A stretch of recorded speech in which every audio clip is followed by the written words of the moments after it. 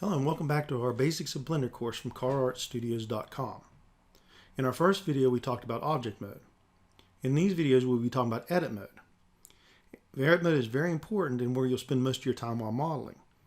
In this video we'll be talking about what is the difference between edit and object mode, how things behave differently, how to manipulate some objects in edit mode.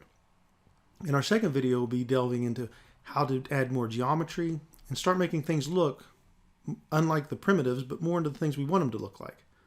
And then we'll be following that up with a short tutorial that gives you a little hands-on experience modeling and maybe talk about some things that we forgot in the first two videos. So let's go ahead and get started. When you load a Blender, you have your default screen here.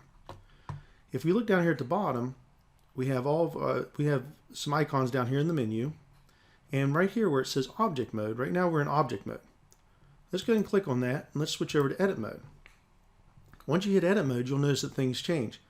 Now you have your whole cube you can see. You can see dots on the edge and the whole cube is colored orange.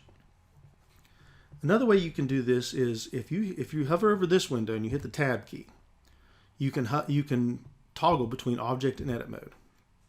And you'll notice the menus change. Right now, if you look down here in this menu, we're in vertex select mode. And what I can do, let me zoom in a little bit here by scrolling the mouse wheel. Let me go ahead and if I click on these edges, see how I can just now, instead of selecting the whole object, I can select the vertex. And this works the same way. If I do shift right click, I can select multiple vertexes, which would be vertices, I guess. And then now I have an edge selected. If I go down here to this menu again, you see the second one here is an edge select mode. If I click on that, I just have an edge selected. Now I can't just click on vertices, now I can click on edges. If I click somewhere, I'll just select a whole edge.